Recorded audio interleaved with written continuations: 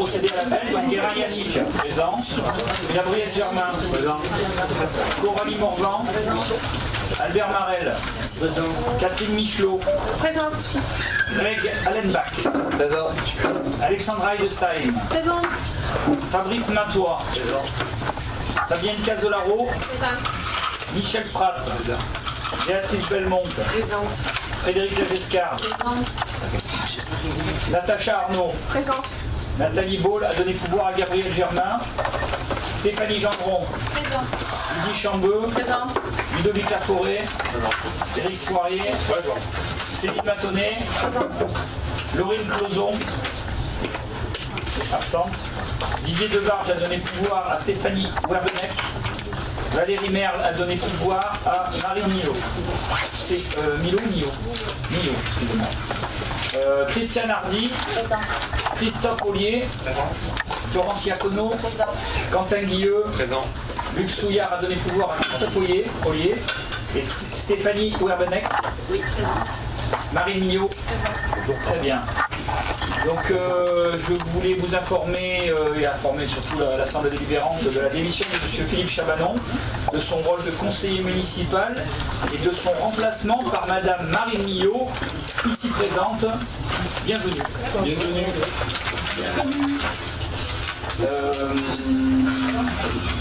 Donc, pour info, Monsieur Philippe Chabanon, qui était membre titulaire de la commission CAO, MAPA et CCAS, est remplacé par son suppléant, suivant de liste, Monsieur Debarge, dans chacune de ces instances. Je vais vous proposer maintenant une secrétaire de séance.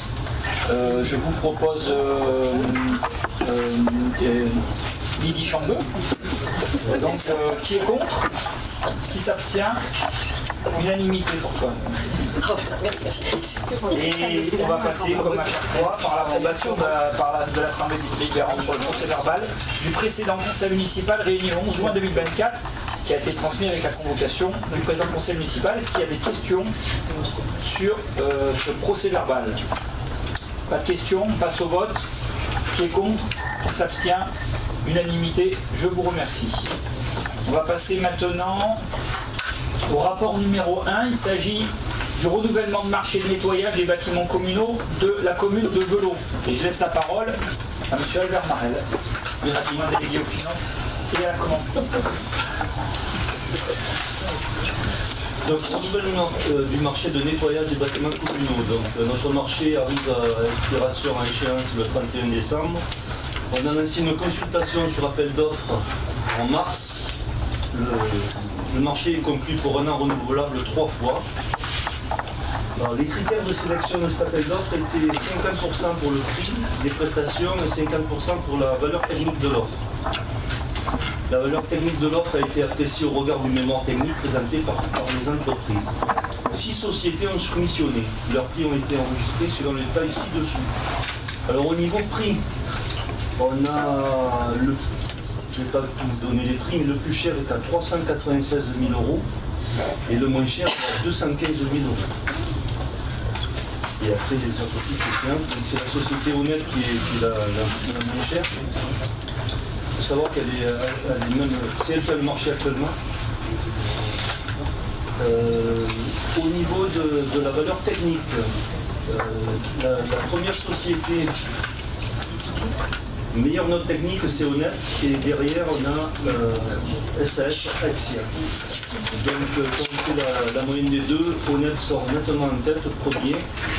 Donc la commission d'appel d'offres qui s'est réunie le 18 juin 2024 à 9h a pris connaissance du rapport d'analyse des offres et a décidé de retenir le classement ci-dessus, c'est-à-dire de proposer la société Honnête. Donc on vous propose d'attribuer le marché d'offres économiquement la plus avantageuse à la société Honnête pour un montant annuel forfaitaire hors taxe de 215 328 € et d'autoriser M. le maire à signer les pièces du marché. Avez-vous des questions?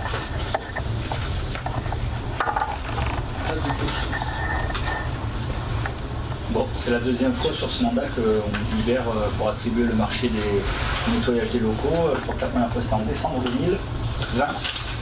Hein, et il y avait déjà un écart de prix important entre les différents prestataires. À l'époque, c'était le prestataire le plus bas qui avait été choisi, je crois. Non, c'était pas celui-ci, mais c'était par rapport... Non, on avait fait le meilleur rapport qualité-prix, excusez-moi. Je dis ça parce que vous avez aussi la période avec la flambée énergétique, on avait fait les choix de faire des économies drastiques là-dessus. Et là, pourquoi est-ce que le prix est minoré? Tout simplement parce que aussi on a baissé les prestations sur certaines salles, sur la fréquence. Voilà, on essaye toujours d'économiser en restant correct et pour que le travail soit fait, mais on avait encore une petite marge de manœuvre et on a essayé de faire un max d'économie en gardant une bonne qualité. Et comme on connaît on travaille bien déjà avec eux, à partir du moment où la prestation qui paraissait cohérente, on a fait ce choix-là. Je rappelle que M. Chabonnon et M. Poirier ont siégé à la commission. Voilà. Il me semble qu'à cette époque-là, il n'y a pas eu trop de questions. Est-ce qu'il y a des questions? Pas de questions, on passe au vote. Qui est contre? Qui s'abstient? Unanimité. Je vous remercie. Rapport numéro 2, il s'agit d'une demande de subvention auprès de la CAF 13 pour la rénovation de la crèche La Poussinade dans le cadre du fonds de modernisation des établissements d'accueil du jeune enfant. Je laisse la parole à Albert Marel. Donc la commune de Veloux et la mutualité française, qui est actuellement notre prestataire, sont engagés dans une démarche de maintien de bonnes conditions d'accueil dans les deux crèches, la Bressarelle et la Poussinade. L'objectif est de poursuivre en ce sens, tout en se conformant à la réglementation.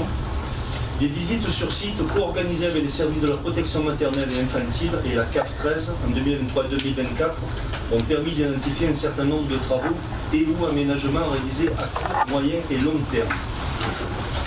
Il a été convenu que des travaux seront engagés en priorité pour la crèche La Poussinade dès 2024, avec une sollicitation de l'aide financière de la CAF 13 dans le cadre du dispositif Fonds de modernisation des établissements d'accueil du jeune enfant, la FMI. 2 dossiers seront déposés cette année, l'un par le gestionnaire, la mutualité française Takassa, pour des petits travaux d'aménagement et d'ameublement, et l'autre par la commune de Veloux pour les travaux immobiliers et bâtimentaires. Les travaux envisagés par notre commune porteront sur le remplacement des menuiseries intérieures et extérieures, le remplacement du système d'éclairage actuel par des LED, la rénovation de la véranda, l'installation de systèmes réversibles de climatisation, chaud-froid, dans 3 pièces, et la rénovation du sol extérieur. La FME est une aide à l'investissement visant à accompagner financièrement les gestionnaires de structures existantes qui souhaitent rénover et améliorer les conditions d'accueil des jeunes enfants dans leur établissement. Le montant de l'aide forfaitaire est de 4 800 € par place dans la limite de 80% des dépenses subventionnables. Donc on a des travaux pour la rénovation de la crèche qui s'élèvent à 163 175 €. La subvention de la CAF 13 serait de 130 540 € et on aurait une participation communale plus de 20%, ce qui est très intéressant, de 32 635 €. Donc on vous propose de solliciter l'aide de la CAF dans le cadre du dispositif FME pour cette opération. Le conseil municipal est invité à se prononcer sur l'aide financière de la CAF 13 dans le cadre du dispositif FME à hauteur de 130 540 € 58 centimes pour les travaux de rénovation de la crèche La Poussinade. Et autoriser Monsieur le maire à signer tous les actes référents à cette demande. Avez-vous des questions? Vous avez joint la nature des travaux, il y a les menuiseries intérieures, extérieures, l'éclairage LED, il y a rénovation de la véranda, les sols aussi, rénovation du sol extérieur, c'est un des travaux importants. Ouais. Ouais, c'est le financement qui est intéressant, 80%. Oui, mais le plein de travaux aussi. Ouais. 80%. On les paye les 80. C'est adjoint aux finances, c'est ça. Non, c'est important de pouvoir faire dans ce sens. Est-ce qu'il y a des questions? S'il n'y a pas de questions, on passe au vote. Qui est contre? Qui s'abstient? Unanimité, je vous remercie. Rapport numéro 3, il s'agit d'une délibération autorisant le recours au contrat d'apprentissage portant sur la création d'un poste d'apprenti. Monsieur Albert Marel, une fois de plus, je vous donne la parole. Merci beaucoup. Donc, on va faire appel à l'apprentissage. Aujourd'hui, c'est une voie majeure d'insertion professionnelle. Ce dispositif présente un intérêt tant pour les jeunes accueillis que pour les services accueillants, compte tenu des diplômes préparés par les postulants et des qualifications requises par eux. Donc le poste qu'on ouvre à l'apprentissage, c'est un poste assistant spectacle vivant dans le pôle culture. Il a des missions sur 3 axes. La gestion administrative, donc c'est toujours de l'aide, gestion administrative et animation, assistance à la production et relations publiques, et assistance à la billetterie. Donc, face au départ en retraite et mobilité vers d'autres emplois et aux difficultés de recrutement sur certains métiers en tension, l'apprentissage offre l'opportunité aux agents publics de transmettre les connaissances, les savoirs nécessaires à l'exercice des métiers du secteur public territorial et d'éviter la perte du savoir-faire. Il permet également de former et de qualifier le personnel en vue d'une éventuelle embauche future, tout en facilitant l'acquisition d'une première expérience professionnelle valorisante. Donc aujourd'hui, on vous propose de recruter un jeune pour le pôle culture animation. Le diplôme qui prépare, c'est le master management des droits, des organisations et des manifestations culturelles. La durée de la formation serait du 16 septembre 2024 au 10 juillet 2025. Bien entendu, les crédits nécessaires sont inscrits au budget communal. Les maîtres d'apprentissage seraient Lydia et Stéphane, les nouveaux directeurs culturels. Le coût de cette formation, c'est 7 000 € par an pour la commune et 936 € brut par mois la première année. Voilà, donc le conseil municipal est invité à autoriser le recours à l'apprentissage, la création d'un code d'apprenti et autoriser monsieur le maire à signer tout document relatif à ce dispositif et notamment le contrat d'apprentissage ainsi que la convention conclue avec le centre de formation d'apprentis. Avez-vous des questions? Ça, c'est déjà une méthodologie qu'on a mis en place depuis déjà de nombreuses années. Souvent, c'est le cas de tous les mêmes qui sont des stagiaires qui viennent travailler. Et ça nous permet d'arriver à repérer les personnes qui sont vraiment un plus pour les équipes. Bon, là, c'est dans le cadre de l'école de l'INPGT, avec qui on a déjà travaillé. D'ailleurs, on avait eu déjà d'autres personnes qui avaient été embauchées sur Nova, qui venaient aussi de la même école, comme Lucie Cassé, comme d'autres aussi qui étaient venus sur des missions. Ils vont être payés, je crois, 51% ou 53% du SMIC la première année et 61% du SMIC la deuxième année.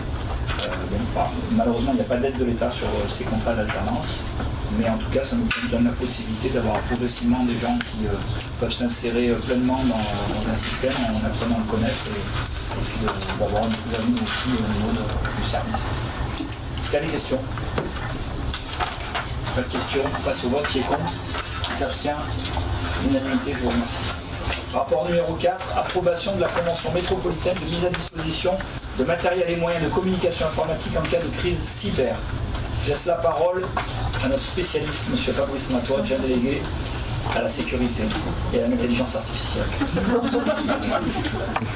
La métropole Aix-Marseille-Provence s'est engagée à développer un numérique vraiment tout ça, c'est-à-dire que mutualiser le service des communes, notamment dans le cadre du cyberattaque. Dans ce cadre, par délibération en date du 12 octobre 2023, le bureau de la métropole a approuvé une convention type de mise à disposition de matériel et de moyens de communication informatique pour profiter le en cas de crise. La métropole propose donc volontaire la mise à disposition d'un dispositif matériel informatique et d'outils de communication non contaminés et isolés du système d'information publique. Sous la forme de téléphone mobile, de boîte mail, question d'éventualité du cyberattaque subi par les. Ce dispositif permettrait un premier niveau de reprise d'activité pour communiquer et échanger via des outils standards dès le premier jour de la cyberattaque sans compensation financière. Il s'ouvrira totalement autonome et sans adhérence à un système d'information de la collectivité ou de la métropole. La métropole reste l'unique propriétaire du matériel et du système intégré dans l'ordre. Elle ne cède à la commune qu'un droit d'usage. À l'issue de la convention et sur demande de la commune, les données propres à cette cible seront restituées sous forme numérique. La métropole s'engage à garantir la confidentialité des données personnelles traitées dans le cadre de la convention. La convention rentre en vigueur au premier jour de la notification qui se termine à la fin de l'année civile et qu'elle sera reconduite par une tacite de production d'une durée d'un an. Elle prendra fin à une durée maximum de 2 ans. Il est proposé à l'Assemblée délibérante d'approuver la convention de mise à disposition du matériel de communication informatique en cas de crise cyber annexée à la convention de fédération de le maire à la signer, ainsi que tous les documents liés à la. Vous avez des questions? Tu peux répéter.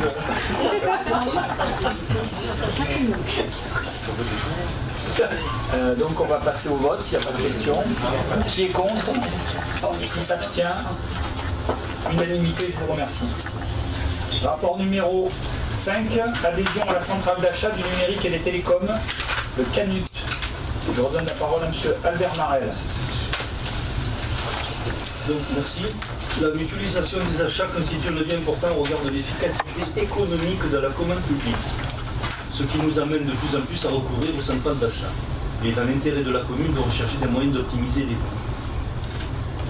Le marché du numérique et des télécoms évolue en fonction des avancées technologiques, ce qui nécessite l'expertise d'acheteurs spécialisés et entièrement consacrés au suivi de cet environnement très dynamique.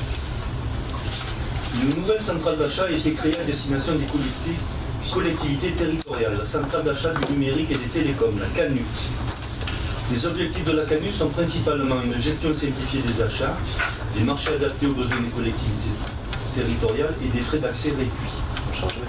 La CANUT n'exige pas d'exclusivité lors de l'utilisation de ces marchés et permet de résilier l'inscription à un marché à tout moment. L'adhésion à la CANUT est gratuite, seul le coût d'utilisation des marchés est facturé par l'association selon les tarifs suivants. Vous avez le tableau avec les tarifs. Il faut prendre l'établissement de moins de 500 employés. Donc si on prend un exemple, pour un premier accord cadre, on tirait un prix hors taxe de 300 € pour cet accord cadre. Donc je vous ai pris un exemple pour justifier le gain. Si on fait pour Office 365, si on passe directement chez Microsoft, on a un tarif qui est de 11,70 € par mois par poste. Par la centrale d'achat, on est à 9,88, on a 87 postes, ce qui nous ferait une économie annuelle de 1 900 €. Ça nous évite aussi des traitements administratifs, donc on fait de l'économie de masse salariale, de main-d'œuvre, et on n'a pas besoin de faire des marchés. Donc si on paye 300 € pour ce premier accord cadre, on aurait une économie de 1 600 € la première fois.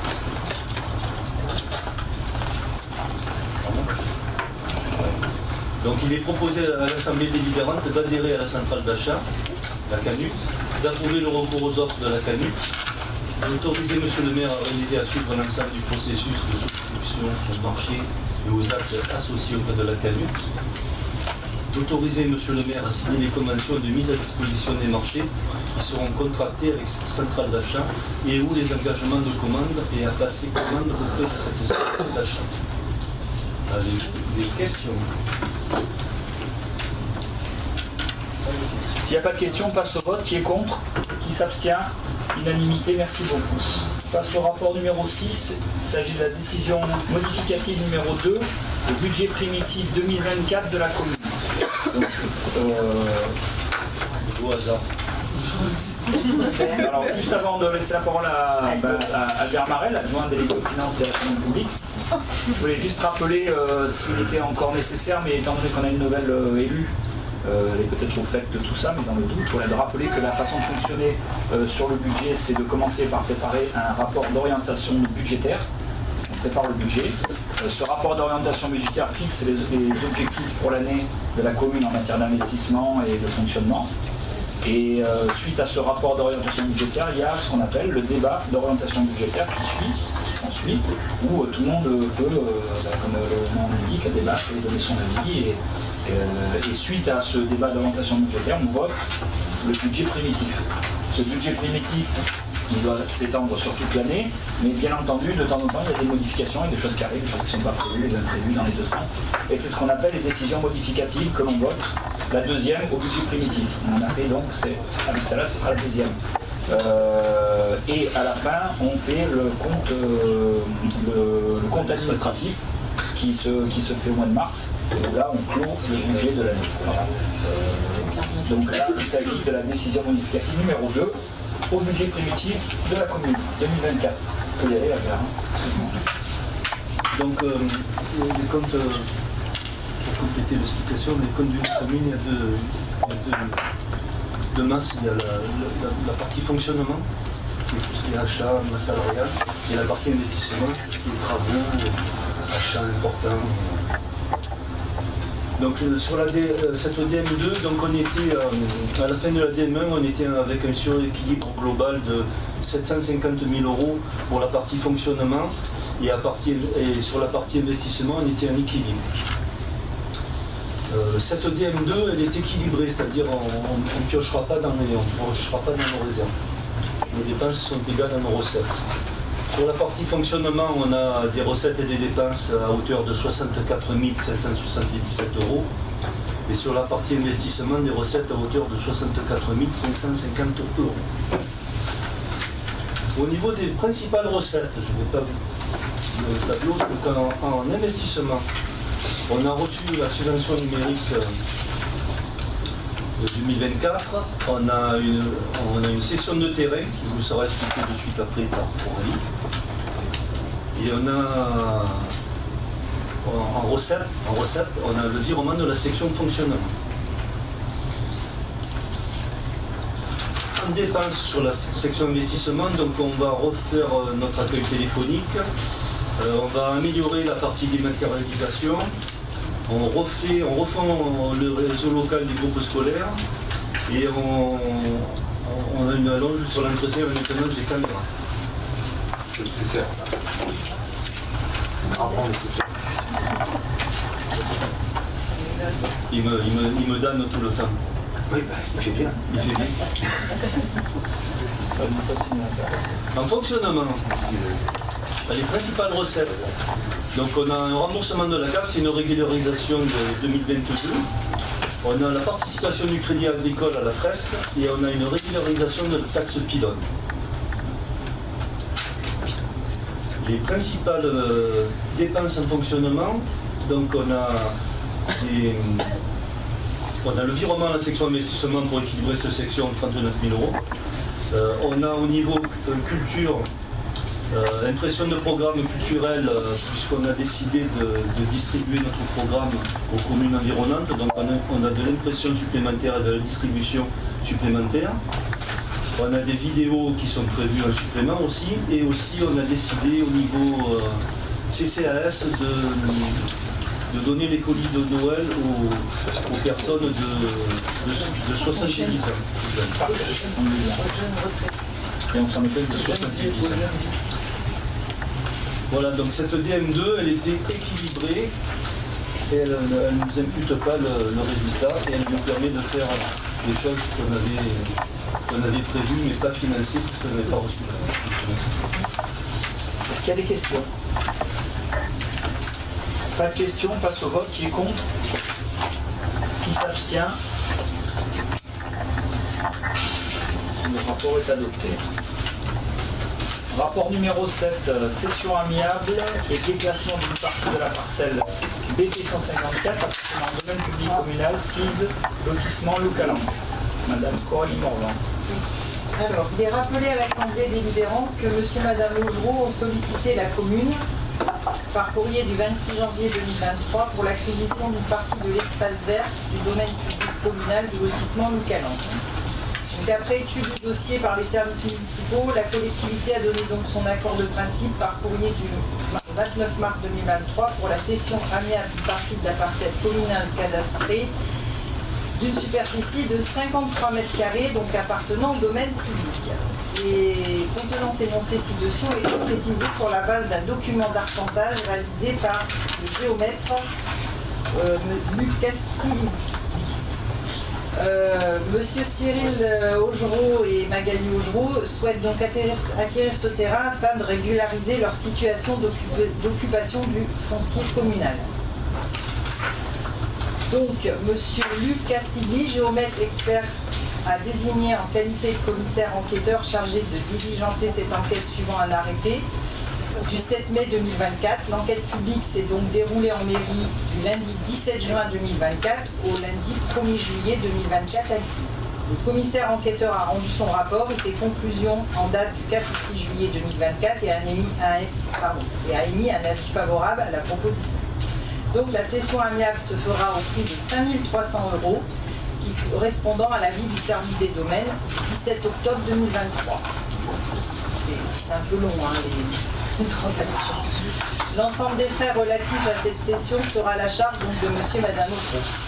Il est proposé donc à l'Assemblée délibérante de se prononcer sur le principe de cette cession d'une partie de la parcelle TOP numéro 154 appartenant au domaine public sur le lotissement du Calan, selon les conditions précisées ci-dessus et sur la désaffectation de son déclassement. On peut se féliciter que ces domaines, pour une fois, ne surévaluent pas des terrains. C'est vrai. 100 balles du mètre carré, c'est quand même pas cher. Après, vous savez, en fait, je vais vous dire un truc, les domaines, aujourd'hui, se déplacent même plus. Ah, d'accord. C'est un peu compliqué. J'avoue que, voilà, mais bon, écoutez, on subit, on fait avec, hein, et puis on fait au mieux, en fait. Bah, si vous voulez, nous, c'est quand même c'est une sacrée sécurité pour nous de pouvoir s'appuyer sur le domaine. Parce que comme vous venez de le faire, toutes les estimations pourront être ressenties et voire commentées par n'importe quel kidam, et dans un sens comme dans l'autre. Hein, parce que parfois, on peut imaginer derrière tout ça ce qu'il peut y avoir comme pensée ou peut-être velléité de faire passer des choses. Mais en tout cas, nous, on se réfugie derrière ça parce que ça nous permet de ne pas être pris à partie par cette analyse de chaque citoyen qui, à son avis, et autant, je pense, de spécialistes d'urbanisme qui vont donner des prix, que de sélectionneurs d'équipe de France. Donc autant se réfugier derrière ça. Non, mais je fais référence à votre réaction. Vous avez sûrement un avis sur le fait que ce soit évalué de cette manière. Vous savez qu'il y a deux immeubles qui ont été vendus près de la place Terre qui ont été, à la vue de tout le monde, surévalués. On est bien d'accord. Après, on a eu des offres. À la vie de tout le monde. Tout le monde qui On s'est quand même tous étonnés au conseil municipal des prix qui étaient annoncés. On a aussi, moi personnellement, encore une fois, je suis à l'aise parce que c'est la vie du domaine, c'est pas moi qui l'ai fixé. Mais quand on visite ces endroits et qu'on s'aperçoit qu'il n'y a plus de plancher, il n'y a plus rien et qu'il y a des travaux énormes, ça régule un petit peu la vie qu'on peut avoir sur les choses. Je veux dire, c'est aussi le prix. Si on avait pu le vendre plus cher, on aurait dit vendre plus cher. Non, mais c'est. Attendez, c'est ce que je veux dire, c'est qu'ils ont été évalués très cher pour ce que c'était. Ah oui, d'accord, dans le sens. C'était surévalué, et là aujourd'hui, on a une. On pourrait dire une sous-évaluation. Oui, voilà, mais après, encore une fois, heureusement que ça existe parce que du coup, ça coupe court à toute interprétation. Est-ce qu'il y a d'autres questions? On passe au vote. Qui est contre? Qui s'abstient? Le rapport 7 est adopté. Rapport numéro 8 relatif à la désignation d'un délégué communal au sein de la commission locale du schéma d'aménagement des gestions des eaux du bassin versant de l'Arc.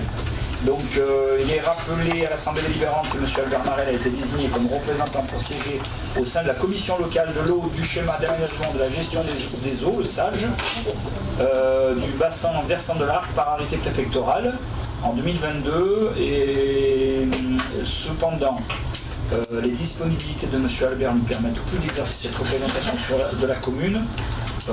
Entre nous, ça tient surtout du fait que Fabrice Matois, qui de par sa profession, de par son engagement sur à la fois tout ce qui est préservation du domaine,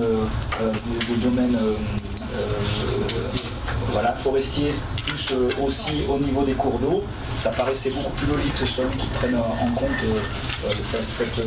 cette délégation. Et donc en accord avec Albert Marel, il a été décidé de demander à Fabrice de s'en occuper, en sachant que quand on demande cela c'est à la métropole, ça, c'est à l'État. Quand on fait cette demande-là, il vaut mieux le demander d'une manière à ce qu'ils acceptent. Et la meilleure moyen de demander à ce qu'ils acceptent, c'est de dire que les disponibilités ne permettent pas de le faire et pour ne pas avoir à galérer pour la réponse. Donc c'est ce qui va être inscrit pour avoir cette réponse. Mais la réalité, c'est que M. Fabrice Matois est bien en lien avec toutes ces problématiques et donc ce sera mieux pour tout le monde. Est-ce qu'il y a des questions? Pas de questions, on passe au vote. Qui est contre? Qui s'abstient?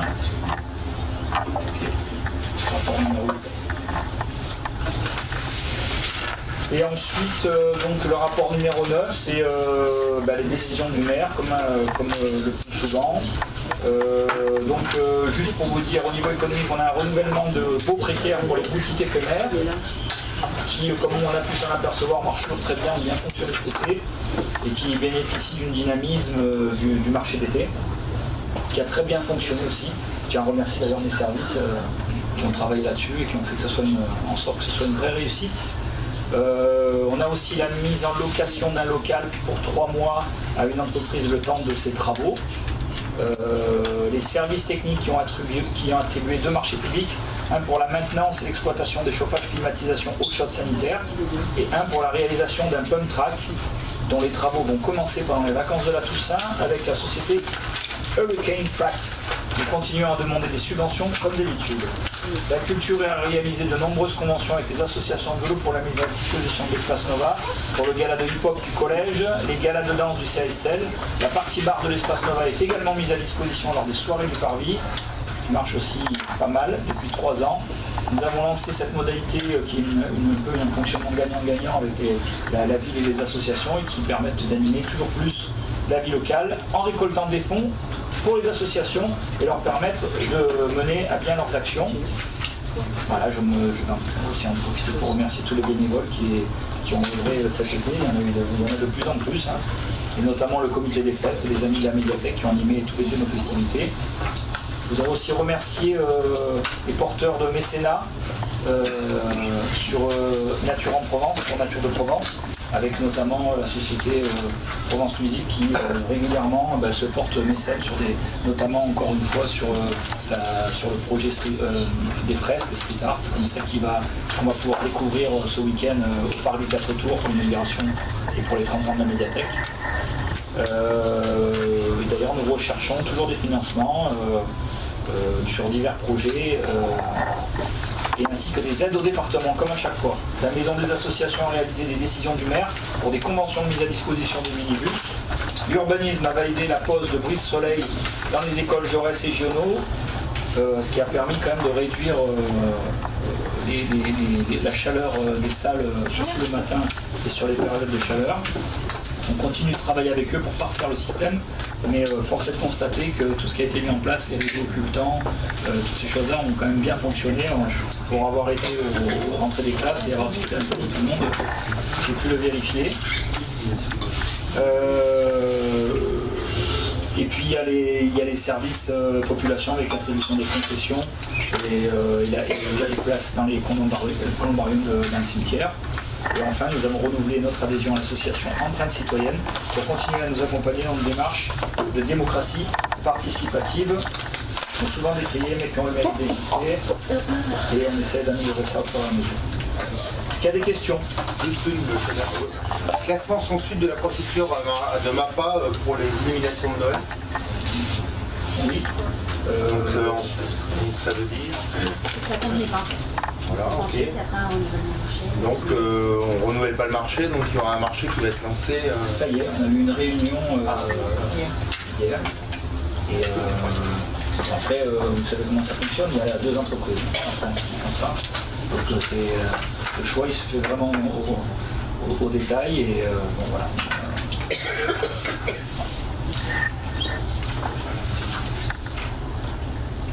D'autres questions? On passe au vote. Ah non, il n'y a pas de vote. Je crois qu'on n'a pas reçu de questions de l'opposition. Donc c'est que tout va bien. On sait que tout va bien, on vous remercie. Et si vous en êtes d'accord, on va clore ce conseil municipal très bien mené en remerciant une fois de plus les agents qui sont présents et l'association des vélos qui sont là pour nous filmer à chaque fois. Merci à vous. Bonne soirée tout le monde.